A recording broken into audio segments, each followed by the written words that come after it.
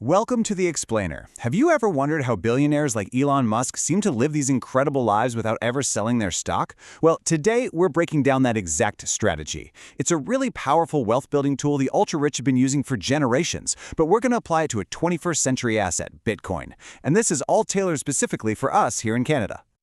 Okay, let's just dive right in, because this is the big question, right? It's the fundamental problem for pretty much every Bitcoin holder in Canada. You've done the hard work, you've been disciplined, you stacked your sats, but when you need to access that value, maybe for a down payment, a business idea, whatever it is, it feels like you only have one choice: sell. And that means, bam, you get hit with a tax bill, and maybe even worse, you lose your position in Bitcoin forever.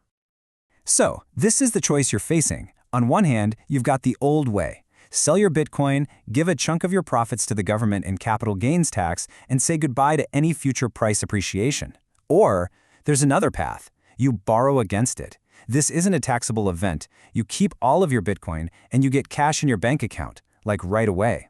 This, right here, is the core of the entire strategy.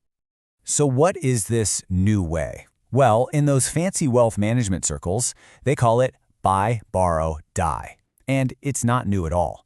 For generations, the wealthy have used this exact playbook with their assets to build and, crucially, preserve their fortunes. And the cool thing is, now, those same tools are available for your Bitcoin. Here's the key distinction, and it is so simple, but so important. Selling an asset is a taxable event. Taking out a loan is not. It's really that simple. By borrowing against your assets, you get the cash you need while your original investment, well, it just keeps on growing, completely untouched. This one little difference is literally the foundation of how multi-generational wealth is protected.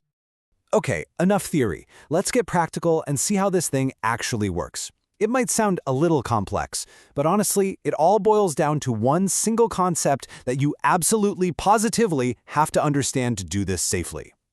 And that concept is loan-to-value, or LTV.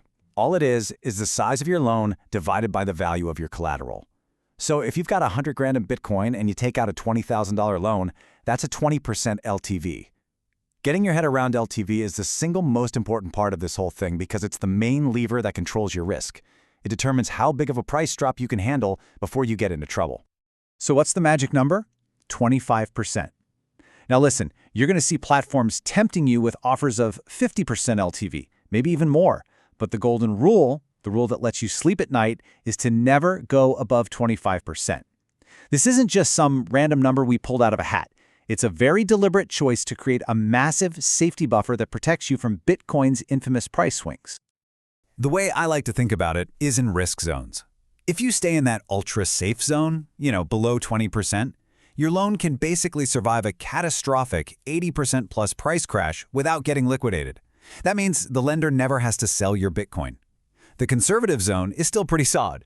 But the second you start creeping up about 30%, you're getting into risky territory that needs you to be watching it all the time. Staying in those top two zones is how you use this powerful tool without getting burned.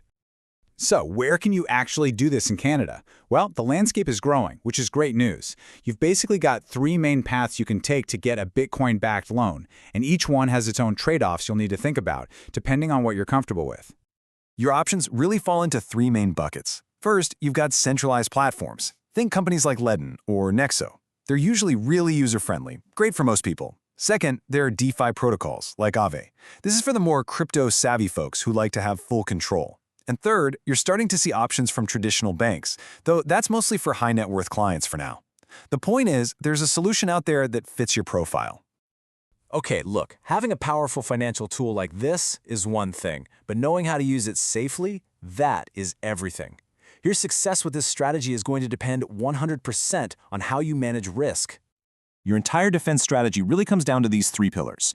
You have to manage the risk of Bitcoin's crazy price swings, you have to manage the risk of the platform you're using, and you have to manage the psychological risk of just borrowing too much. So let's break down the game plan for each one. First up, volatility. We all know Bitcoin's price is a roller coaster. We've seen it drop 30, 40, 50%. That's not a bug, it's a feature of the asset. Your plan has to account for this from day one. That means you stick to that low LTV, you keep some cash on the side just for interest payments, and you have a clear pre-written plan for what you will do if the price hits certain levels. No emotions, just execute the plan. Next up is platform risk. Look, we all learned some really harsh lessons from the failures of companies like Celsius and BlockFi. Your collateral is only as safe as the company holding it, so you have to minimize that counterparty risk. That means diversifying if you have a big loan, focusing on regulated Canadian companies, and this is a big one, never ever opt into a yield program with the Bitcoin that's securing your loan. Keep it simple. And finally, we have to talk about the risk of just borrowing too much. The ease of getting cash against an asset that's going up in value can be a really dangerous psychological trap. Your defense here is simple, but it is so powerful. Create strict personal rules for yourself before you even think about taking out a loan. Know its exact purpose. Is it for a business, a down payment, and never borrow for a vacation or just to inflate your lifestyle.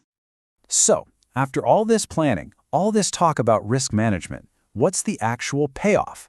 Why go through all this trouble? Let's actually visualize the potential when you combine disciplined saving with this kind of strategic borrowing.